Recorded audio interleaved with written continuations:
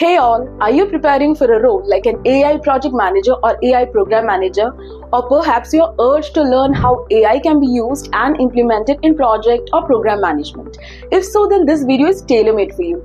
In this video, we will walk you through how to build a solid project management plan for AI projects. From laying down the foundation with a robust strategy to managing ongoing performance, gathering user feedback, and ensuring your AI systems evolve, we cover everything you need to stay ahead. As a project or program manager, you'll learn the critical elements that keep your AI systems running smoothly, evolving, and delivering lasting business value. We'll also explore how to structure your plan to handle the complexities of AI, ensuring your project is successful from start to finish. Now, this video is taken from our AI for Project or Program Managers, which is a part of the AI, ML, Gen AI, Agentic AI job-oriented program, where you'll learn about AI, ML, Gen AI, Agentic AI, AI for project management, and how to land a high-paying job, just like thousands of our trainees like Debashish and Shrija, who has achieved both high-paying jobs as well as AI certification. Check out our upcoming free approximate 90-minute masterclass. You can register through the link given in the description below. So let's dive in. First of all, let's try to understand what are AI applications. So AI applications are nothing more than data-hungry beasts. They just learn and understands everything what we are feeding to them, and based on that, they increase their intelligence and provide the feedback to us. They are obsessively user-centric and they adapt to user behavior. Like for example, when we use Netflix, right? When we're watching a show or we are looking into the show, what we generally do basically is after the show, we put a like or a dislike button, and the shows which we are watching, the system actually looks into what we are watching, what are our likes, what are dislikes, and based on that provides us the recommendations. And more or less what I've seen, it's very close to what we would like to watch in future. Similarly, when we are using our phones as well for voice-based search or for giving voice commands, we see that slowly or gradually the voice search becomes better, and it understands our specific speech patterns and what our behavior is and what we are trying to command to that system. So basically, it also has like real-time processing demands, which take decisions in milliseconds, and like determining if the transaction is fraudulent or not when we do a credit card transaction or not. Like, so example, if there is a fraudulent transaction on credit card, we almost immediately get a call from the bank or from the credit card department that have you made this transaction or not, because of such interesting activities. And the reason I'm emphasizing these characteristics is that they fundamentally change how we need to approach project management. The traditional waterfall methods, which many of us have used, in which we started our careers, they often fall short when dealing with the iterative and experimental nature of AI development. Let's look into this one. Like, what are the when we talk of the iterative model, we always think of that the model in a way that we don't need a full-fledged plan, and the project will roll out as we move along. But even in that circumstances, we need a robust project management plan. And the reason was that we need to have a very rock solid plan for AI initiative. The timeline, the budget may be a little flexible on that part, but overall, we need to have a very clear-cut plan of what exactly is being required. So I have divided this whole session into two phases. One is in which we will talk about the project management activities which are required. And in the second session, we are going to look into an actual plan which we are going to build for a system. And we will look into all the activities which a project manager has to do or required to do to make the project successful. Now, when we talk of iterative, or maybe when we talk of the waterfall project, we know that we have a start and an end, and everything in between the project will be well defined, and whatever we decide in the beginning will be getting in the end. But the AI projects are basically like uncharted territory, and we do not know what we are going to receive at the end of the day, and maybe we need to revise our solution, revise our approach to work on that solution. But we still need a plan, and without a plan, we will be wandering in circles, and the robust plan is going to work like a navigation system. So I can give an example in a way that, like example, if we decide that we have to go from point A to point B, So we still have a destination in mind, but we are not deciding everything at the beginning, that where we are going to stay, what we are going to eat, how much speed we are going to run in. So all these things can be changed at runtime. So first of all, we'll say that it guides our development and deployment journey. So with AI projects, there are so many moving parts like data collection, model training, testing, integration, and each of these has its own challenges.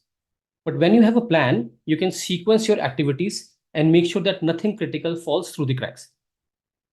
And the role of the project manager is like a navigation assistance who knows what needs to be done, when, and by whom. Now we'll talk about the risks.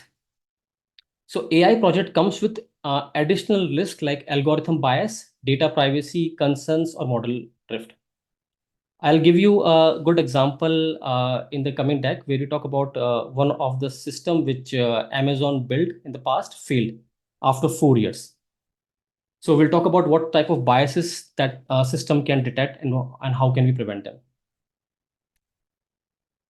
And AI projects also need one thing, which is the user needs. So what we have learned the hard way that the technically brilliant solutions can still fail miserably if they don't align with the actual user needs. No matter how good you build the system, but if the user is not enjoying the system at the end, it's being considered as a failure.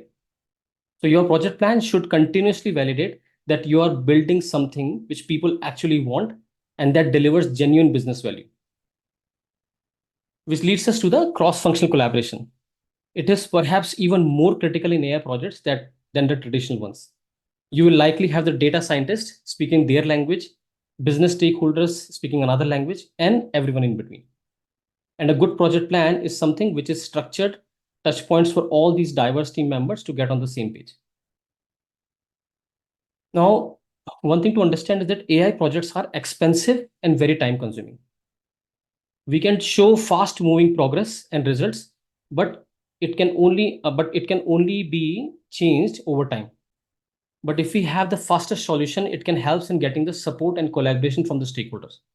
And when we have a well crafted plan, as we are talking about, it's only demonstrate that the concrete progress that what we are building, and it articulate the ROI that makes sense to the stakeholders. Now, let's talk about what are the traditional components of a project. So the traditional components of project are like when we have done the project management understanding in the beginning, we all know that there is a fixed defined cycle in which starts with an initiation phase in which you build a project charter. Then we have the planning, which is like the requirements gathering phase. Then we have the execution, which is like development and implementation phase. After that, we'll come with the monitoring and controlling phase, in which we look into the like QA, SIT, UAT, deployment, and which is the continuous process flow. And then we talk about the closure, which is like lessons learned, hypercare, and project closure. However, for an AI application, the key components will be different as we'll be following the agile way of working. It's like we need to have like user stories, we have data strategies, AI model development, the application architect and design, project team, risk management, deployment, maintenance. And we are going to look into all of these things in detail one by one in the upcoming deck. So let's talk about something that can make or break your AI project. And let's understand what your users actually need. So, it's funny that with all the buzz around AI capabilities, it's easy to get caught up in what the technology can do rather than what it should do. And I've seen teams that build impressive AI models that solve problems which nobody actually required. Also, one thing which I've noticed in my team that people are using AI as their masters. They are asking AI what to do, how it needs to be done, and every possible solution they are looking for. However, they should be using AI as an assistant. They should be directing them that what is required and then think about it and then curate the responses based on their needs. So when it comes to requirements for AI projects, clarity is your best friend. So user stories, which is a very important concept of Agile, in which what we do is first we have taken all the requirements which are required to build the product, and we break down those requirements into user stories, And even before that, we have the backlog. And the backlog is the list of all the requirements which are required to build the product. And those backlog actually results in user stories. And when we write a user story, it means that we are writing the functionality which has been required for a single component at the lowest possible level. And then these user stories are being defined and confirmed by every member of the team using the definition of done. Or we say, so these definition of dones are something which is being agreed upon everyone. And we say that how can this story be marked as successful or can be deployed. So that what user stories are. And these are very powerful here. So um, in this one, and then every user story, as I've said, they have acceptance criteria. So for acceptance criteria, we want to be very specific about the performance expectations and what level of accuracy is being acceptable. And so these are all the acceptance criteria. So basically, what used to happen in the past is that the project manager used to sit with the architects or with the system design engineer, and they understand how the requirements can be broken down into different segments, like the work breakdown structure or something like that. So stories can be done by product owner itself, and most importantly, product owner is responsible, is the sole person responsible for these stories. He is responsible for managing the product backlog, but he may not be the one responsible for writing the user stories. User stories can be written down by the developers in the team and can validated by the engineers in the team. Okay, so but before that, I will tell you that as a project manager, how AI can support is it can actually help us in preparing our user stories for that project. So I will take an example, and one of the most important thing in writing a prompt as well for generating the user stories is that you need to have prompt in which it is very clearly defined that what is your role, which is your persona, what are you expecting, what are the bullet points you're expecting, what the actions you want from that role, and what are the requirements, like which can be functional, non-functional, performance based. All these things are required. So I have written a prompt which I'm going to show it to you to generate the user stories. And for this one, I am using uh, Claude AI.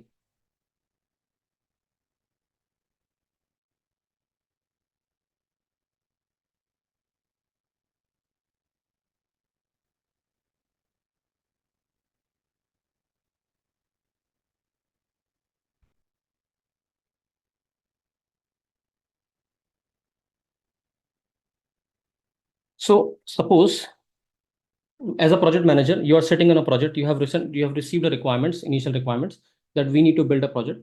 So what you need to do is you need to tell the AI, artificial intelligence, that you are a senior project manager and you have expertise to create comprehensive user stories. So first of all, as an assistant, AI should believe that they are working for you and they have a comprehensive understanding of the project, which is an automated resume screening system project. So this is the project we are going to build in the end. And here we are going to develop a detailed table with user stories following the standard format. And in the format, we need what is the role, what is the action we are expecting from that, and what are the benefits we are going to get from it. Then we need to get a complete coverage of the core functionality, including the resume processing, candidate ranking, and reporting. Then we need to have an administrative capability for system configuration management. We need to understand the candidate experience touchpoints and feedback mechanism, integrating requirements within the existing HR systems, and the security and compliance considerations. For each user story, we will include specific functional requirements, non-functional requirements, performance, security, or usability, and clear acceptance criteria that will define the completion. We will organize user stories by user role, like recruiter, hiring manager, administrator, or candidate, and prioritize them to guide our implementation sequence. And this form will form the foundation of our product backlog for sprint planning. So if we do that, and if we run this one, we will see that our system is going to help us in defining the detailed user stories.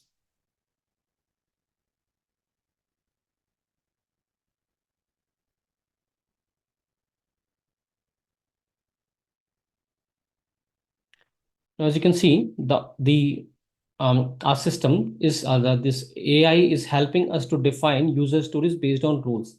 Like for recruiters, what can be the user stories? Like resume upload and processing. Then we'll have a candidate ranking and matching system. Then we have the X candidate search and filtering. So we will get the result based on our requirements for the system we are building. Now, on top of that, it's the project manager's responsibility and the project owner's responsibility to do not accept as what we are receiving the output from the AI. Think about it. Take all the output receipt from the AI, understand it, scrutinize it, and take it as what you need from the system. Do not accept everything. Okay.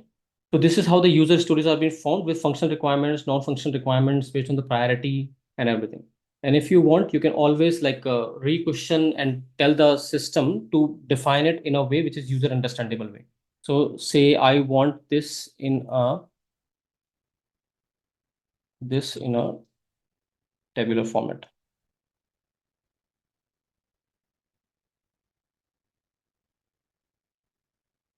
Now, it will be very easy for us to understand and provide the documents to our team to sit and discuss that how these user stories are being written and is it for the correct user base, the function requirement, non-function requirement, what is the acceptance criteria. Okay. So this is how you are building the user stories. And for each user stories, you can always like create your task and subtask for it, which you can help us, which can help your team to divide their task accordingly. Now let's talk about the UI UX design from the outset. So UI UX design considerations needs to be taken early in the project. And I can't stress this enough because I've seen a lot of projects in which people start focusing on the engineering practices of it, how to build the system, but they forget about the UI UX, which is something every user or your client looks at. So if you fail to deliver that, then it will always give you a product which is not easily understandable by the system. And because of this, when the UI UX design are not considered in the beginning, the adoption rates of the systems remains very low. And one thing to remember is that most users do not care about the sophisticated neural network which you are putting in to design your system. What they care about is how easily they can get what they need from your application. A simple interface with a decent AI model will always outperform an amazing AI model with confusing interface. Okay, now let's talk about the data strategy. So, which is like the fuel of AI. And if AI is the engine, then data is absolutely the fuel that makes it run. Now let's break this down into practical terms. The first one is the data acquisition. This might sound simple, that you just need to get the data what you need, but it can give you the biggest headache if you don't plan it properly. You might need to negotiate the access to internal databases, purchase external datasets, set up data collection mechanism, or even build partnership with other organizations. I have worked in some organizations where although we have all the data sets available, we always use third-party organizations which can actually look into the data and give us the guidance and how we can improve those data sets. And remember, after all your efforts and hard work, when you're testing the system, you may eventually require more data for training the system. So always plan for the ongoing acquisition. And that's why like Agile is helpful in this case. Now, here's a truth bomb where the real world data, we know that it's really messy.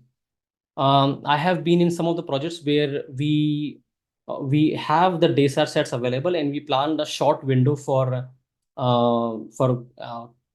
curating the data. But unfortunately, it took a lot of time, which we have not anticipated in the past. And this actually includes like removing the duplicates, handling the missing values, normalizing the formats, and then engineering features that your model can actually use. So always, and since data is the heart of the any of the AI system, please, whenever you're doing an AI sort of project, always make sure that you have curated enough time for cleansing of data. And that comes our next one, which actually makes our next one, which is the data quality. So we need to implement robust data validation quality checks to ensure accuracy, completeness, and consistency. And one thing which is also to note is that although we are actually looking into data validation and accuracy, which is required in the traditional forms of data management as well, but in the AI, one thing which we should not ignore is how to prevent the biases. So for this one, I'll tell you a story of an amazing Amazon's AI hiring tool, which I was talking in the past. So in Amazon's AI hiring tool, they started somewhere around 2014. So they built a very nice system in which everyone who's applying for Amazon's job in their portal, they are actually taking all the resumes and trying to figure out like which candidate is suitable for the job. But they did not accounted for the biases the system can do, the AI can do in their system. Now, what was happening is that a lot of male candidates were applying for their resumes. So the system started feeling like that the male candidates are the better candidates for those jobs. And then what it started doing is that as soon as a female is applying for a job and it has some words like woman entrepreneurship or something like that, the AI system was instantly disregarding those resumes, and so that's why it was they actually tried a lot to help and prevent it, but they couldn't guarantee that the biases will not be there. Similarly, there were other biases as well. So unfortunately, AI Amazon had to disregard or scrap that project in 2018.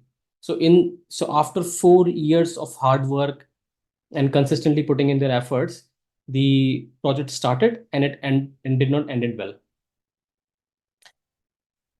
So that's why, like we say that apart from the traditional, Agile has a lot of checks which needs to build in, and you need to put in a lot of your mind and your efforts to make sure that the system doesn't do any biases. Finally, we have the data governance. So data governance is very important. So which isn't just a compliance checkbox, it's becoming a major strategic consideration in all the AI related projects. And with regulations like GDPR and CCPA, your data strategy needs to account for privacy requirements, security protocols, and ethical considerations. So when you're building that, you need to ask yourself, do you have any proper consent to use this data? Are you storing it securely? And can you explain why your AI is making specific decisions? This is very important. Although, when you ask something to a chatbot or any AI agent, when the AI gives you an output, do not accept it as is. Always ask your why. That why is this? Why we have received this response? Can it be better? And then discuss this thing accordingly. Next is the AI model development. Now here project management can take a little bit of breath where they don't need to work on the model development, but if they are on top of the model selection, training and validation, model explainability, model monitoring and maintenance, they will always get a good edge on building the system. So when we're getting into the part that people usually think that when they hear the AI project is the model development. So when it comes to model selection, it's not about choosing the fanciest or the most complex algorithm. I know some teams that chase after cutting edge deep learning approaches when a simple regression model would have done the job better. The right model depends on your specific problems, available data, performance requirements, and deployment constraints. So when you're trying to select a model, always understand what is the exact problem you have and how can you solve that problems. What data do you have available in your system, and how can you look into all the constraints and the biases to build a better model. Then is the training and validation. So this is not about splitting your data into training and test sets. You need robust cross functional strategies, appropriate evaluation matrices, and systematic approaches for tuning the system you're developing. I always advise teams to establish baseline performance first, which is like creating an MVP, and then iterate from there.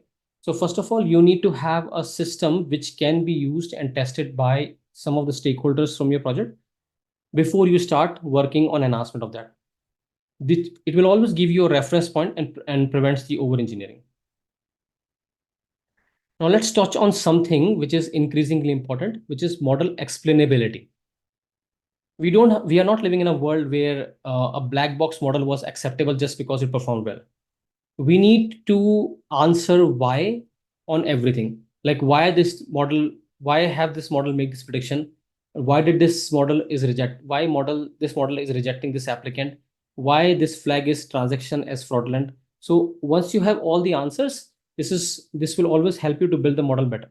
And this is not just about satisfying your curiosity, it's often a regulatory requirement and critical for building user trust.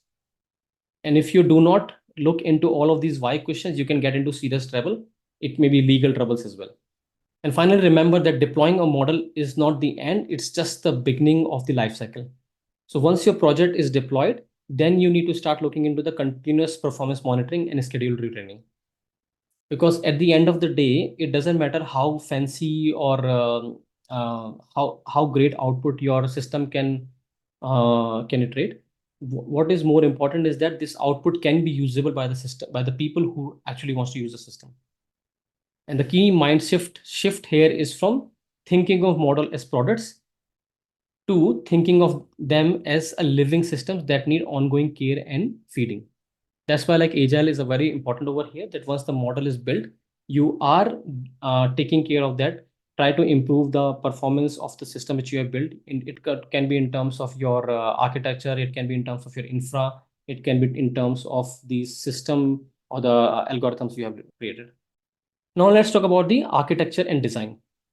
So what is basically architecture and design? So architecture is basically when you have a AI model in place, and then how are you going to use that AI model into the system which you're building. So when it comes to system design, more complex architecture than traditional softwares are required for Agile, for AI-based projects. And you may also need separate environments for training. So you will probably want to decouple your AI components from your application logic for easier updates.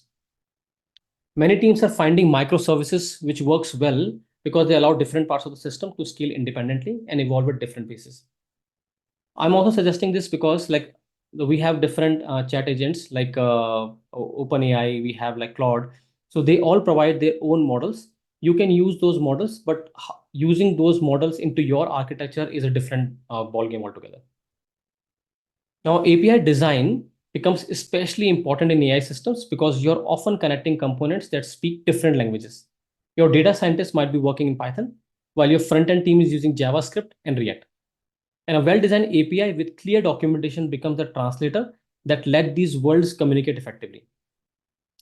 I have a tip where you can design your API so that your application can gracefully handle AI failures or slowdowns. What happens if your model is temporarily unavailable or taking too long to respond? Your system should be able to degrade gracefully rather than crashing entirely. It's not exactly relevant, but a simple example is when your interface is taking too long to respond, there is a possibility it might have failed at the backend, but now your system is just saying that it may take some additional time for providing the output. Now let's talk about scalability and performance. AI applications often face unique scaling challenges. Not only do you need to handle growing user bases like any application, but you also have to manage increasing data volumes and potentially more complex models over time. Planning for this growth from the beginning saves massive headaches down the road. So remember, even the most accurate AI model is useless if it can't reliably deploy it, maintained, and scale within your broader technology ecosystem. Architecture isn't glamorous, but it's where many AI projects succeed or fail. So for building an AI project, let's talk about what are the roles which are required. So in the traditional software projects, we have like project managers, business analysts, QA team, testers, and deployment engineers. But for the AI, we also need like data scientists who are your algorithm specialists who develop and fine tune the models, but they can't work in isolation. They need machine learning engineers who focuses on making these model production ready and scalable. So data scientist responsible is basically for checking in the data, how many data sources you have, how can data be used, and the ML engineers are like the developers who are actually going to work on the instructions of data scientists on how to utilize those data. Then we have the UX UI designers. They are absolutely critical because AI applications often introduce interaction patterns that users haven't encountered before. Then we have testing specialists, which is the QA. And for AI systems, we need a particular mindset for these for these engineers. They are not just checking if a button works; they are also validating that a model performs consistently across different scenarios and edge cases. Their main role is not to just to check the system if the requirement that has been defined and are getting the output based on that. They are also responsible for checking that when the data is increased and when the system is learning based on the data, how the system is going to perform. Then we have the product managers. And in this space, we need to balance who can actually manage the technical feasibility with user needs and business goals. Then we have the product owners and scrum master. Product owners are the one who are responsible for managing the backlog. They are the ones who define what is prioritized, what needs to be worked on, and they are the one who can actually change the priority of a system anytime during the sprint. Then we have the scrum masters. Scrum masters are the person who are responsible for managing the teams, managing the whole product life cycle and how the meetings are happening, the retros are happening, the daily scrums are happening. So they are the masters who can actually handle or manage the team to work in a successful project. But defining the clear roles also doesn't mean like working in silos. The team has to work with each other. Sometimes, like in pair programming between data scientists and engineers to transfer knowledge, which can help us in getting a more effective solution. The communication challenges in AI project is real, and we have got people speaking different languages and trying to build something cohesive. So creating a common vocabulary early in the project can prevent a ton of misunderstanding down the line.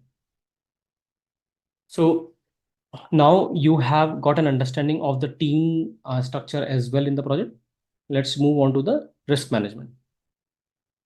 So risk management is something that can break or make your project. AI initiative come with their own unique set of risks.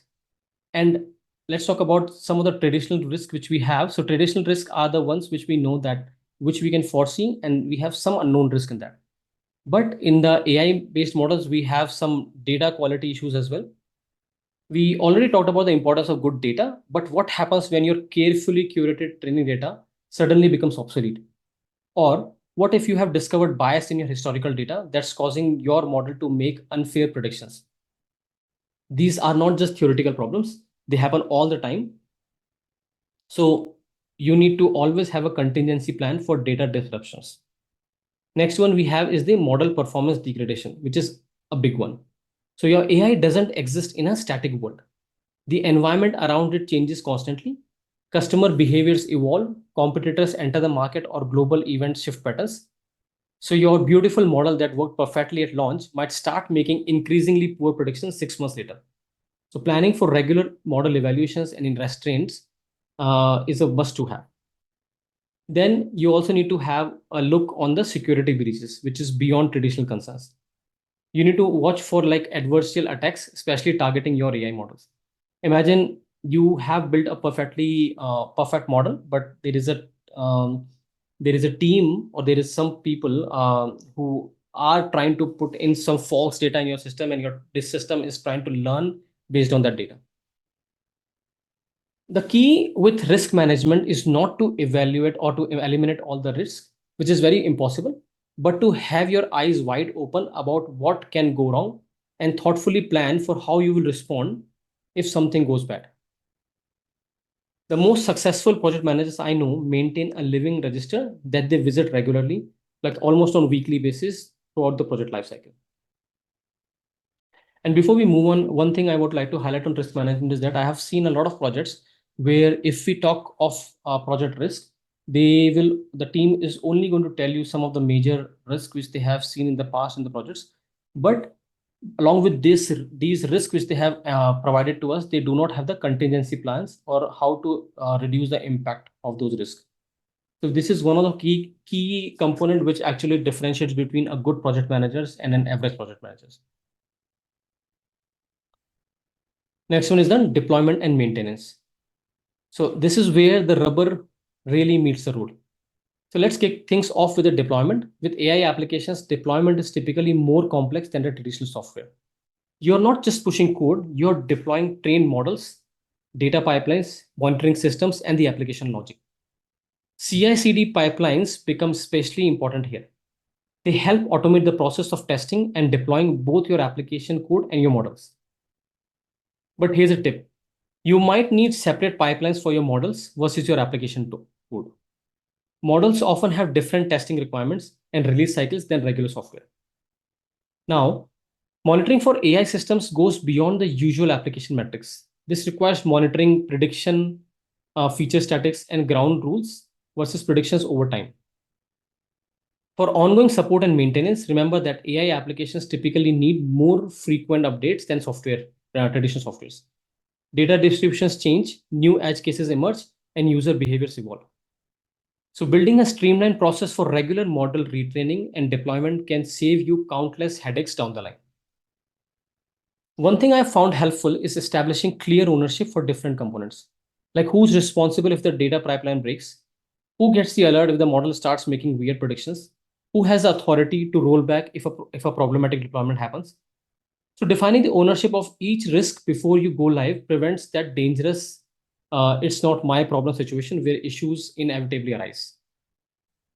Now let's talk about the Agile for AI projects. So AI projects often require iterative development and continuous feedback, as we have discussed in the past. So making Agile is a suitable methodology for all AI related projects.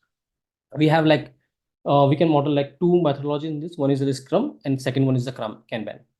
So Scrum can be useful for AI teams, which is working in sprints, refining models through ongoing experiments, in which we can define like how long the sprint will be, like around 2 weeks or 4 weeks. And based on that one, we'll have a different sessions like retro, introspective sessions, in which like the team is trying to build a product. Then product is going to their stakeholders. They are reviewing the product as a small demos and giving their feedback. And then based on those feedback, we are actually changing the course of the project as and when required. Then we have the Kanban, which works well when managing AI pipelines that involve like data labeling, model training, and deployment. The Kanban is a very different model than Scrum, in which we'll have a continuous process flow. The team works on only those priorities which are highlighted on top, and they just keep on working on that. There are no cycles defined then when the Kanban is going to release a product or a product. Now we can always mix this methodology, like as in Agile, you're always flexible to mix those methodologies and can make a model which is like maybe called a Scrum Ban. The challenges in this one is like unless software projects, AI models may not always show linear progress, and that's why we need an Agile approach for this one. Then second challenge is like defining done can be ambiguous since models need continuous improvement. So over time, when you're building the software, when you're building the AI project for yourself, you may need to look into the definition of done which you have started in the beginning, and is there any scope for refinement or changing it as and when required, and after discussing with your team. Okay, now let's talk about the Agile for AI projects, in which like we have discussed like how the Agile is going to work. So first one is the research phase, in which we build the continuous knowledge, insights, and empathy, and move from idea to validated prototype. So this is also called as the first launch of the system, in which we are reviewing the feedback received from the team, what the initial requirements are, how the prototype can be built, and how the demo went, and the feedback we have received. Based on this one, we can actually start working on the cycles to make sure that in the end, the software which we are building is very refined. Then we can also use the hybrid for AI projects, in which we have an initial approach where we do the requirements and the planning in the beginning. We can say that initial requirements which we have gathered are going to be very rock solid, on which we are going to create a plan.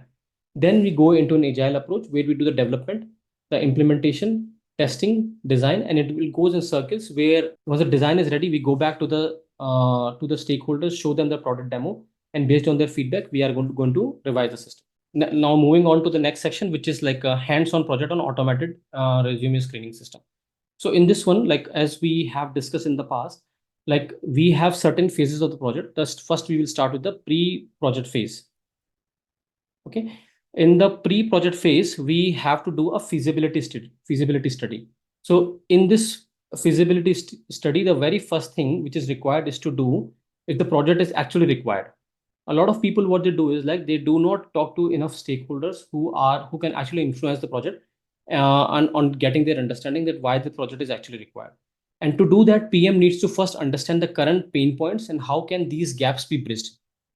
Every project comes with a need. So step one is to find out what is that need. And to do that, you need to talk and create a list of stakeholders who will be directly or indirectly impacted by the project. Now start creating a list of folks from the, like for, in this case, we are building the resume screening project. So in this case, we are going to talk people from HR, from IT, and from management who can actually help us to define the clear business objectives. Now, next part is to create a business case document. So generally, this business case document is been written by the project sponsor, but PM can always take initiative to write that.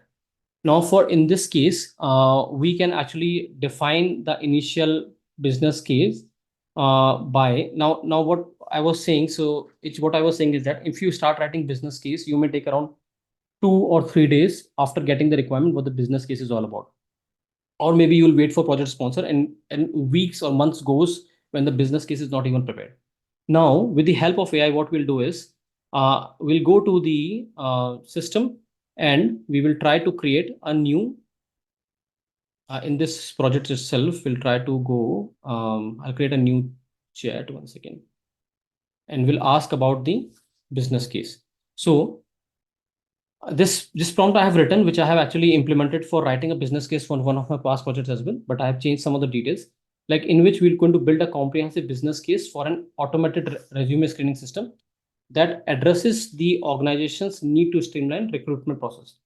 The business case should include an executive summary, the current state analysis, proposed solution with the AI ML capabilities, detailed financial analysis like implementation cost, the last 3 years TCO, ROI, payback period, risk assessment, implementation timeline, success metrics, and a clear recommendation. We need to focus on how this solution will reduce screening time by at least 70%, improve candidate quality, ensure compliance with regulations, and integrate with our existing Workday ATS while keeping the total investment under $300,000. Now, one thing which we can also do is we can actually attach some of the documents with it. Like example, we have the our data sheets, our revenue sheet from the last 1 or 2 years. We can actually always upload all those documents to see, and the AI will help us to figure out how the things are progressing so far. And when we build a system, how it's going to help us to get that milestone faster. But in this case, I'm just going to provide this simple prompt to see how the business case has been written. So, yeah. So, see this business case. So, this business case is very detailed and very highly documented, which has a lot of information. We may need to alter some of the information when we have this case. We may also need to ignore some of the things which has been provided in this case, but we can always use this business case to present this to our sponsor and tell them that how we are going to achieve what we're trying to achieve with the system. Like in this case, for example, we have an executive summary which says that this business case proposes the implementation of the automated resume screening system to transform our organization recruitment process, which is general. It will help us to improve the resume screen time by 70% with a total investment of 285K. The ARSS offers a positive ROI of 145% over 3 years with a payback period of just 14 months. So when you have these stats and this information, it will always help you to get the project clearance from your stakeholders. It also has the current state analysis, that high volume processing challenges. What are the challenges which you're facing and how we are going to resolve that? What is the current process metrics, which is like the average time to screen 100 resumes around 10 hours. Resume screen cost per hire is around 1,250. Resume to interview conversion rate is 12%. Quality of hire score is 7.2%. So based on this information, you can provide a clear-cut business case. Next one is the identifying the key stakeholders and establish communication protocols. So to identify the stakeholders, you can always use the power influence grid. I'm sure you must be aware of power influence grid, in which we have a grid where we put down the stakeholders, which says that who is the stakeholder who has the power and influence, who has less power, more influence, and more influence, less power to impact the project. Then we have the access available resources, which we talk about the capabilities and constraints. So we need to talk to a functional manager who is responsible for managing resources, the team size resources, requirements that take help of TA and understand the complexity. In one of my when I was working for Dentsu, the uh, what we used to do is when we have a project in place, we used to go back to our functional managers to understand that how many resources we need and what are their availabilities. And based on those availabilities, we have to define the when the project can be started and can be finished. So this is also a very important role the project manager has to play. Next, we have to research the relevant AI technologies and frameworks which is appropriate for the project. Now, this is a new thing based on only focusing on the AI based projects. But even if it's not an AI project, you can always look into the technologies which is required for building the project. Now, for this one also, we can use a simple generative prompt where we go back and put this information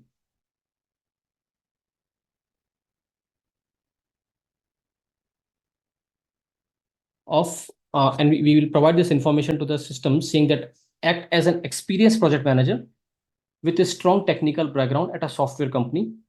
You are in the pre-planning phase of a new automated resume screening system project, which can conduct the comprehensive research on relevant AI technologies and frameworks appropriate projects, include information on natural language processing technologies for resume parsing, machine learning, and algorithms for candidate matching, bias migration, mitigation approaches, industry leading frameworks, potential technical architectures, and implementation considerations. So the better the prompt you're going to write, the better the output you're going to get from the system. Then we need to get specific examples of technologies like BERT, GPT, TensorFlow, with their pros and cons for their specific use case. Also include information about data requirements, integration consideration with ATS systems, and emerging trend in AI-powered recruitment. Your research should be thorough, technically sound, and directly applicable to decision-making in the pre-planning phase of the project.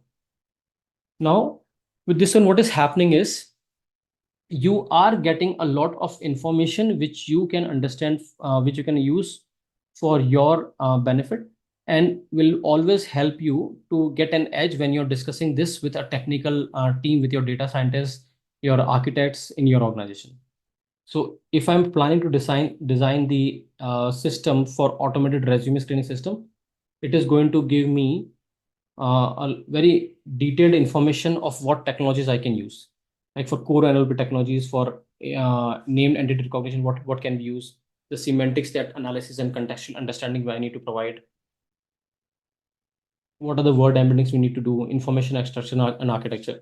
And basically what we're trying to do is that we should not miss any information through the cracks, and we are getting as much information as possible so that we have the best possible technology framework for designing the system. Next one is the estimating the budget and the project timeline. You can always obtain this one using AI. However, this one you should be consulting internally based on your resources and budget constraints, like how many resources you are going to use in the projects, what are their man-day rates, and how much time they will be required in the project, what is the buffer you are trying to add in, what business value you will be considering from the project, what is the budget your organization has set aside for that year. So all these factors help you to estimate the budget and the project timeline. Next thing we need to consider is that all projects have hidden costs, such as like data acquisition and annotation, especially required for the supervised learning. We have cost for the computational resources, like for cloud computing, for GPUs, for model retraining and monitoring, for like post-deployment operational cost. Then we have some cost, some of the best practice we need to follow, like define the clear cost breakdowns, which is from research, deployment, and maintenance. Consider open source tools to reduce the expenses. Then optimize the cloud's usage with auto scaling and model tuning. So as a project manager, it is also your responsibility to make sure that you do not put in all the cost in one time. You need to have a buffer that how much uh, amount of money will be utilizing to produce or to generate an MVP. Once that MVP we have, after that we need to produce the revised version of it, and the cost will be utilized on that. So that you'll always have the space to revise and refine the system which you're building. For the timeline, you can always go back to the machine learning engineers and your architects to understand how much time will be utilized for designing the solution. After that, the next one is to secure the initial project approval and funding. This is a very big job which lies on the shoulders of project managers, where they need to get the approvals from their sponsors as quickly as possible for the project. Because a lot of time, what happens is that a great amount of time is being spent in getting the approval from the timeline is fixed, but a great amount of approval time is required from the sponsors and from the organizations, which actually in fact impacts the overall project company's direction. So when you're writing the business cases, when you're writing the team requirement, when you have research about the technologies which we are going to use, when you have the project proper budget and everything, then it always helps you to get the approval faster. So this all belongs to the pre-project phase. Then we have the planning phase, which is the most important and the critical phase of the project, where you decide how the project will be governed, executed, and delivered. So first, you need to have a solid project plan with clear milestones and roadmap. It is not going to be perfect, but you need to know roughly where you are headed and when you should arrive. So for this one, the project which we are building, we can actually again use the artificial intelligence to generate the high level project plan. So if I use a similar generative text, so what we are going to do is that we are going to put our requirements that we need to create a detailed project plan for our automated resume screen system, which to structure the plan using Scrum methodology with 2-week sprints and over a 6-month timeline. We need to include a product backlog broken down into epics and user stories with clear acceptance criteria. After that, we need to map out a release plan showing key features to be delivered in each release with corresponding milestones. This is important so that you can actually get time from your stakeholders to like when these demos can happen and when we'll be ready for some feedback on the system. Then you need to identify dependencies based on between the user stories, teams, and which are the critical integration points with our Workday ATS and any external dependencies. Please include all resource allocation across sprint showing team composition like developers, data scientists, UX, UI specialists, engineers, scrum master, product owner, and then include the risk management strategies and key performance indicators to measure the project health. The plan should demonstrate agility with ensuring we met our 6-month timeline and stay with our 300K budget. So once we define the requirements clearly, then we let the AI do their job to create a detailed project plan. So in this case, we'll receive an executive summary, the overall project overview, which contains the project scope, which is like which is required for the automated resume screen system. Then we'll have a project timeline that when it's going to start, when it's going to end, the total duration, how many sprints which are required, what is the total budget, and how the budget is going to break down the budget. Like for the personnel, the team, we need around 240K. For the infrastructure and tools, we need 35K. For training and documentation, we need around 15K, and contingency around 10K. This is always this thing always can be adjusted if you have some information already in place. Like example, how much is the man-day cost of your product owner, scrum master, developer, data scientist, front-end developers. You can always provide it to the AI, and AI will devise the cost of the project accordingly. Then we have the extended teams and the stakeholders we need, the resource allocation across sprints, the product backlogs, how many epics we required and how many epics we required, how many user stories we'll have. After that, we'll have after the user stories, we are going to see these are all user stories which we are building, like reporting analysis, acceptance criteria for security and compliance, And then for the sprint planning, how many releases we are seeing, like for the foundation, for core functionality, for advanced features, for production ready, and then the detailed sprint plan. So all this information can be used to, so like when you receive all this information, now it is your job as a PM to sit with your team, understand if this makes sense, and if we can define the project on the based on this information we have received, or if some adjustments are required. Now, once we build the initial project plan, we also can create a work breakdown structure, which is basically breaking down the project into massive manageable chunks so nobody gets overwhelmed. The simplest way to creating a WBS document is to keep writing what needs to be done in the project and then break it down into smaller workable tasks. This work breakdown structure also can be listed as the product backlog, and this backlog will be refined as we go along in the project. So for this one also, I mean, I have written a small simple prompt, which is basically I have been using when I have to define a breakdown structure for my project.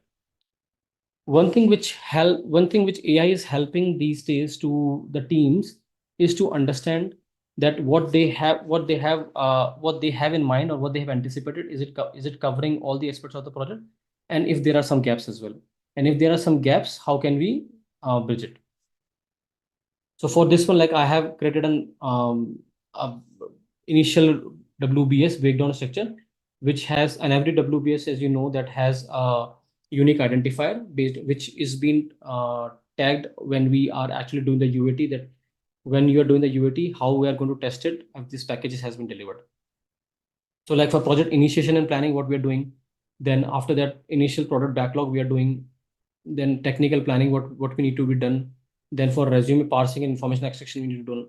So all these things are interrelated when we have a plan and WBS, and how we are going to bridge all these things together. Next step is to assemble the right cross-functional team. So when we know, when we have a detailed plan, when we have the defined breakdown structure, we know how much time the project is going to take, what other team we require. Then we need to talk internally with our team to understand that how many data scientists are required, the AI specialists are required, developers are required, and others who might bring different skill sets to the table. So once you have this information, their availability, based on that, you can actually communicate when the project can be started and can be completed. After that, we have to have a RACI matrix, which helps everyone understand who is doing what. And trust me, AI projects where responsibilities often overlap, this clarity is definitely going to help you. So for RACI matrix as well, we can actually take the assistance of AI. And what is currently happening, if you see, when I'm using this one, the system is learning the project for the project I'm talking about, and based on the information which has been, the output which has been provided by AI, it is actually, the next output is providing is based on the information it already has understood in the past. So for the RACI, what we can do is, so RACI matrix is basically where we define that in your team, for each and every task which is required in the project, whether it may be building the project, whether it be training the project, whether it will be getting the requirements from the system, from your client, whether it will be deploying the system, whether it will be sending the emails or communicating the project progress of the system. All of these activities, somebody is responsible, somebody is accountable, somebody needs to be informed, and someone needs to be consulted. So, so basically, and when we get the RACI, I'll give you a better idea on what this RACI matrix is. But in this one also, what we have done is we are going to create a comprehensive RACI matrix for our project in a tabular format, where the matrix should include all key project activities across the project and basically on the horizontal axis, we'll have all relevant stakeholders and team members. So we have put down list of all the team members we have. We already have asked AI in the beginning, before these prompts, that what are the activities which are required in the project. And based on this understanding, the system is going to provide us a detailed RACI matrix, where it will say, like in in case of project initiation and planning, the project charter development, like how it's going to be developed. So the project sponsor is responsible for developing the project charter, is accountable. The project manager is responsible for creating the initial project charter. Project sponsor is going to look into the project charter and validate if the project charter makes sense or not. If there is some issue or some problems in the charter, the project sponsor who's accountable will be questioned on this. Then when the project manager is writing the project charter, he is going to consult the product owner, the solution architect, and all the other roles in the project like scrum master, data scientist, development team, and the UX team will only be informed. So we do not need any input from these other members. We'll only inform them that the project charter has been created. Similarly, if I talk of say initial backlog creation, then the product owner is accountable and responsible for it. Product owner is also going to take the assistance of Scrum Master. So that's why Scrum Master is also responsible for managing the product backlog, and they will be consulting the project manager, solution architect, data scientist, development team, and the UX AI team for building the initial backlog. However, the project sponsor do not care about how the backlog is being created, and that's why they're only being informed that the charter is being created, and they can look into this one.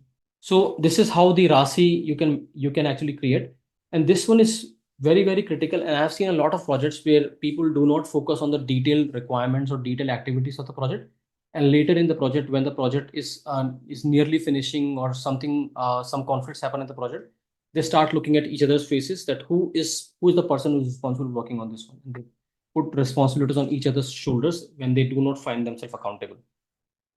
So that's why I always consider RACI is one of the most important thing to be handled in a project. After that, we have the risk management. So in risk management, as we discussed, like what could go wrong, we need to have a plan for when things get off track. So when you are working on a project, make sure that you initially start with a risk management plan. You need to have a table or something created where you define what risks can occur in the project, what are the risks which you foresee, what are the actions which you can take to resolve those issues, to mitigate those risks, who is the owner of that risk, like who's responsible for managing that risk, when do you think those risks can occur, and when the risk will occur, like what are the actions you can take.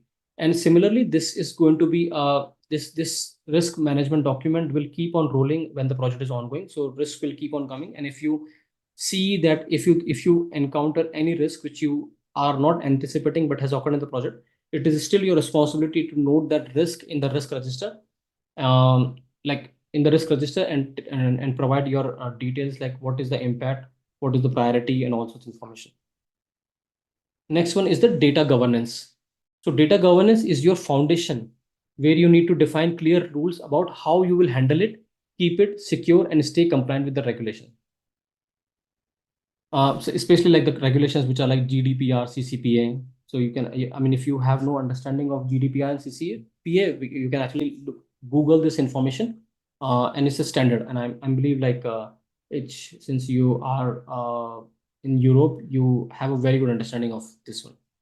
Then we have the quality assurance standards for testing your AI system.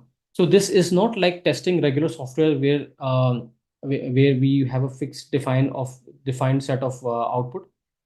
Since AI can give you probabilistic answers, in this quality standards, we need to have like the functional testing, performance testing, security testing, integration testing, the bias and fairness testing, user acceptance testing, compliance testing. So it's basically understanding what is acceptable and what requires further refinement. Next one, we need to have to define the success criteria and KPIs. So both technical ones like model accuracy and bias ones are required for improving the efficiencies. And this is very important because based on this only, your sponsor will be able to allocate budget for the project. Unless you define or tell in your project to your sponsor that how are you going to measure the success of this one, and what are the key performance indicators you have, until you provide that, your budget may not get approved on this concept. Then you need to have the project management tools and the tracking system. So I'm sure since you all are professionals, you all are using a lot of project management tools, which may be like ClickUp or Zoho, Smartsheet, MS Project. And nowadays, all these project management tools work has a lot of things which can help the project managers to define the things based on AI. So, for example, if you use Monday.com, in Monday.com, you can actually define some of the activities in the project, and the Monday.com will itself will define some other additional columns which are required. Like example, for any task, it will able to define what are the activities which are required in the project. The same task can be done by ClickUp as well. So you can start working on something, and the tools with the help of AI will give you the additional input which you can use in your project. Then finally, we establish the change management process and the documentation standards. So knowledge doesn't walk out of the door when people switch teams. I have seen so many teams and the projects which are executed with loose documentation. So it starts with a very great refined documentation, but at the end of the day, when the project is finished, we do not have a clear documentation which actually tells us the exact requirement which has been implemented in the beginning. Requirements do change on the fly, but the documents are not getting updated. When the time comes to handover, then everyone is looking at each other's faces. And one thing which I can say is that the change control board is not required in the Agile, because Agile is saying that you do not need the exact change control board where you spend more time in defining the change. You can actually just use the Agile user stories to refine the documentation in the project itself. Next one is the data acquisition and preparation phase. So now for project managers, this is the least glamorous but the most critical phase of the project. As any AI project requires like data acquisition preparation. The primary this phase will be primarily leading by the data scientists who will be assigned this project. And remember, in the RACI, although data scientist is responsible for it, but project managers will be held accountable for every action in the project. And very long back in my career, one of my senior told me that in the project, whenever you are doing something, it may be any person will be responsible for the task, but if somebody is going to be accountable for any of the activity in the project, the questions will always be asked to the project manager. So project manager has to stay on top of it. That's why I believe like AI is actually helping PMs a lot to understand the domain information and how the technical part of the project can be executed. So for this one, first you need to coordinate data requirement gathering. This means like understanding exactly what data you need to solve your problem. So it's not just about getting all the data, it's also about identifying the right data. So you need to work with your data scientists and business stakeholders to define these requirements clearly. Next, you will oversee the data collection strategy. And in this strategy, the questions can be like, are you going to use the existing databases, or like set up a new collection mechanism, or like purchasing the third-party data? So this is where you will make those decisions and create a plan for actually getting your hands on the data. As PM, question everything. This is, which is very, very important for PM, is to like always ask like why we need this and what problem it's going to solve. And if possible, then also try to understand how. Now, once you have the data, you will need to manage data cleansing and pre-processing. Real world data is messy, which is like full of duplicates, missing values, and inconsistencies. So your team will likely spend more time here than they expect. So always try to build that buffer into your timeline, making sure that PM stays on top of it. For many AI projects, you also need to facilitate data labeling and annotation. So if you're building a supervised learning model, so in the example which we are taking, we need to put the labels in the system like the name, professional summary, total work experience, certifications, etc. This can be time consuming and a little expensive, but this is the one where we are seeing that if any X set data is been coming in the system, how are we going to tag that data and extract that information from the system? Mainly data scientists are responsible for this one, but it's always good to have understanding as a PM.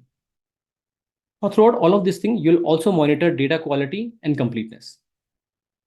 We need to figure out, are these gaps in the data set biases that might affect model performance? Catching these issues early can save headaches later. So in today's regulatory environment, like we also talk about the GDPR and CCPA compliances. So this is also important, which you need to always factor in when you design the system. Then coordinate the data storage and infrastructure setup. Like where all this data is going to be put in, where it will be live, how will it be accessed. This might involve like working with your IT team to set up appropriate storage solutions, and also factor in the scalability part of it. Like if the system starts growing, if more power is required, then how are we going to scale that system? Also, do not forget to manage the data version control. As your data evolves, you need to track changes, which version of the data sets was used to train which model. This becomes critically important when you are talking about reproducibility and debugging. Finally, you are going to track the data pipeline development. These pipelines transform data into model, and they need to be robust, efficient, and maintained. Next part is the AI model development phase. So this is often what people think of first when they imagine AI work, but as you have seen, there is a lot happens before we get here. Now, in our team, the machine learning engineers are responsible for model development, but PM can use this information as a checklist. So when the machine learning engineer is working on the development phase, the PM can always take a note of and coordinate the feature engineering activities, like what are the activities required, manage the model selection and algorithm evaluation process, track model training and validation progress, monitor the compute resource allocation and usage, facilitate regular model performance reviews, coordinate integration of model optimization techniques, oversee model versioning and documentation, and then facilitate the ethical AI reviews and bias testing. Remember, these model development is iterative, so expect this cycle to repeat itself when this development is in progress. Next one, we'll talk about the integration and application development phase. So the first activity is that you will need to coordinate API development for model integration, like ChatGPT and other AI agents that have API. So, I mean, if you have seen, I'm not sure if you have seen but the ChatGPT and other models also provide the APIs which you can use to enhance or to use those models into your existing systems. You can also use this to create the communication layer that allows your AI model to talk to other systems. Your data scientist might have built an amazing model, but if it can't easily be called by your application, it's not very useful. You will be managing a front end and back end development activities. And over here, presentation is everything. So the interface your users interact with is crucial. Then we have the tracking. A critical responsibility is like tracking interaction of AI components with existing systems. AI solutions don't exist in isolation. They need to work within your current technology ecosystem. Then you'll also oversee database integration and management. Your AI application will need to store and retrieve data efficiently. In complex systems, you'll coordinate middleware development.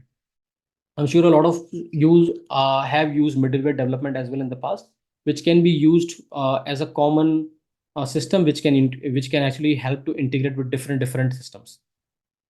Cloud infrastructure is typically essential for AI applications, so you will be managing the cloud setup and configuration. Next is the security protocols and standards. In the traditional security threats we have are like protecting the databases, securing network connections, managing user access. But in terms of AI, we'll have different security threats, which are like data poisoning, model stealing, adversarial attacks, which is like specially crafted inputs designed to trick AI into making mistakes. And this is one of the things which is a lot of AI, the beginner AI models face an issue where incorrect information which has been fed to the system will result in the incorrect output which has been expected from the system. Also, you will also oversee the DevOps pipeline implementation and monitor the CI/CD process to ensure like smooth deployments happen. Automated testing and deployment are crucial for AI applications since you will likely to update models regularly as the new data becomes available. In this whole process, remember the goal is not just technical integration, it's to create a seamless experience where the AI capabilities enhance the overall application without users necessarily being aware of all the complex machinery behind the scenes. Last one, once we have done this thing, we also need to work on the testing and quality assurance phases. This one also have a lot of phases, not just the traditional waterfall approach phases, where you need to coordinate a comprehensive testing strategy. So in the traditional testing, you are doing like unit testing, integration testing, system testing, exploratory testing, and user acceptance testing. But in the AI model, we also need to testing like bias detection testing, model accuracy validation, explainability testing, model drift monitoring testing, adversarial testing, which is like attempting to trick the system with specially crafted inputs. You'll also be managing the unit testing, integration, and system testing, which is like in the traditional software projects. Then we also have the coordinated performance and load testing, which is like computational intensive, which understands how your system performs under load. Then we need to facilitate the security testing. AI systems can be especially can be vulnerable to specialized attacks like adversarial examples of data poisoning. Then we need to finally coordinate the alpha beta testing of AI driven features. This helps you understand the real world impact of your AI components. And does that recommend engine accurately increase the conversations? So for these testings as well, what you as a project manager can do is create a detailed testing strategy. So for this one, what I'll do is I'll go to the chatbot, and the system already understand what the system is all about, what we are trying to build. And for that one, what testing we are going to consume. So we're going to create a detailed testing strategy for our system, where the strategy should outline how we are going to implement and coordinate testing throughout the entire development lifecycle. We are going to do the key components which we need to focus on, like test types, like system integration testing, UAT testing, specialized approach for AI ML testing, then comprehensive performance and load testing, then security testing, AI model evaluation, bug trafficking testing, clear definition of testing responsibilities. So once we provide all our required testing information, we going to get the result on the testing strategy. So as you can see, based on the prompt we have provided, the AI is able to help us in providing us the testing guidelines, that how the sprint testing can happen, when these testing should be done, what are the activities we need to do in those testing, what are the timelines for those testing, the test time implementation and timelines, then who's responsible for doing those testing, and the ceremonies and activities which you are doing for this testing, like text planning, 3 amigos testing, daily test status, bug triage, test review, test retrospective. And for AI ML testing approach, what are the things which are required? All right, so after moving to the testing and assurance phase, let's move to the deployment phases. In the deployment phase, we'll talk about we'll talk about when the actual system is going to be released in the real world. And this is where like all your hard work starts delivering actual value. So first you need to develop a deployment strategy with clear rollback procedures. A lot of times I've seen when the system is ready, people starts to create a deployment strategy, but they do not have a proper rollback procedures. So AI deployments can be tricky because you're dealing with both the code and the models. So a solid plan is very, very much essential in that. Then you are going to coordinate staging environment setup to mimic production as closely as possible. So here final testing and validation will be done before the big launch. We need to make sure that the staging data is as close to the production so that all the testing will be done in the staging environment and not in the production. Next, you're going to manage the production environment preparation. This includes ensuring you have the right computational resources, monitoring tools, and security measures in place. After that, you will be migrating. How are you going to manage the migration? Are you going to manage doing the existing migration from the existing systems to the new systems? This can be partially challenging if your new AI systems require different data structures or additional information not present in the legacy system. So you need to make sure that you spend enough time for data mapping, validation, etc. Then when it's time to go live, you need to focus on coordinating the system cutover activities. For AI projects, a phased rollout is very important, where perhaps we start with a small percentage of users to traffic to validate performance before scaling up. This reduces the risk significantly. So in some of the projects which I've done in the past, the approach which we have done is, we before the launch of the project, we always like call for some 100 200 users, give them some perks to testing the system and give the release the system for them. Once they test the system, we know what the issues are, what the feedback are, and then after 2 or 3 weeks of this beta release of the system, we finally release the system with added improvements. Next, we have the user training and documentation delivery. So AI systems sometimes introduce new ways of working that user needs to understand. So clear documentation and training helps drive adoption and proper use. After that, we'll have to oversee the initial production support. So once the system has been launched, we need to have your technical team ready to jump on any issues that arise. The first few days after deployment are very critical. That's why we may also call it like a hypercare phase. Then we need to critically monitor the initial system performance to ensure it matches the expectations. For AI systems, this means tracking both technical metrics like the response time and AI specific metrics like prediction accuracy. Then finally, we do the coordination. We do coordinate the feedback collection mechanism. User feedback is very important in improving the AI system, so that we set up a formal and informal channels to gather insights about how your system is performing in the wild.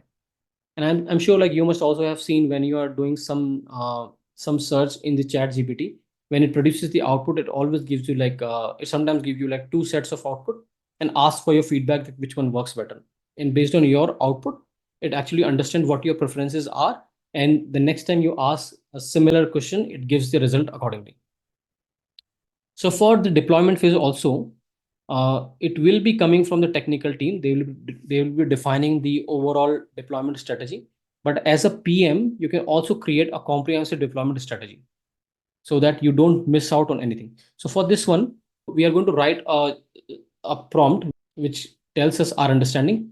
So we will be writing a comprehensive deployment strategy for our automated resume screening system that aligns with the Agile Scrum methodology. The plan should include the deployment approach, the engage environment management for staging and production, how we're going to manage it. What is the data migration plan?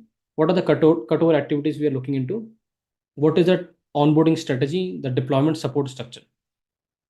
So once we put that information, like what exactly we are requirement in our deployment strategy, the AI will produce a detailed deployment strategy plan, which we can actually see and refine based on our specialized user needs. All right, next one is the post-deployment phase.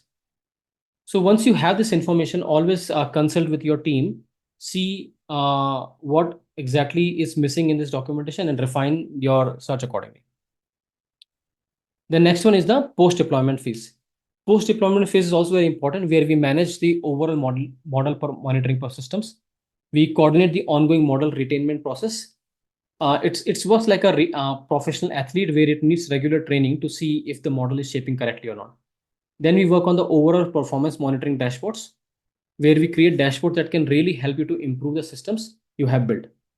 Most of the people I know build dashboards for the sake of creating dashboards and performance monitoring without giving a thought that how it can help you to improve the metrics. And I'm sure in our experience as well, in the past as well, we have also built some of the dashboards where we have created dashboard which has been recommended by the systems, but we are not using the matrices provided by the dashboard to improve anything in the system. So as a PM, it is your responsibility to make sure that dashboards provide you output which can help you in future to refine your systems. Then we need to manage the system performance efforts. This is where you are going to fine tune your system, where like what you are building and how you're going to bridge the gaps which needs to be filled. Next, we have the coordinate user feedback collection and analysis. Now, as I was saying that PM is not just a PM in these days. PM is also a customer success agent, and he needs to make sure that he collects the feedback about the systems and how it is performing. And based on that feedback, needs to refine or build the system better. Then we need to oversee implementation of incremental improvements. Think of this as continuous small renovations rather than demolishing and building your house. Then manage the knowledge transfer to operations team. After that, conduct post-implementation review. This is your team's opportunity to learn and grow. Sit with your team for a review and inspection of what you have built. After that, whatever comes from the discussions, try to build a lessons learned document. Turn your hard work wisdom, which you have spent so much time on, into the organizational knowledge base. After that, prepare the final project documentation. This is not just about the boring paperwork, but this is also about like what you have built always makes sense, and it can be used in future when you are handing over the project to the operations department. And then finally, you're going to manage the transition to the maintenance mode. So as the project officially ends, this includes establishing ownership, support processes, and budget for ongoing operations. One thing to remember is that going live is just the beginning of your AI systems journey. The most successful AI projects get smarter and more valuable over time. The difference between an AI project that delivers lasting values versus one that quickly becomes obsolete often comes down to how well you handle this post-deployment phase. Then we have one section of ongoing operational maintenance as well, in which we are actually looking into establishing the model drift detection process, oversee model retainment schedules, manage AI system performance, coordinate regular security audits, oversee compliance monitoring, and a lot of activities. So this concludes our overall course for building this model.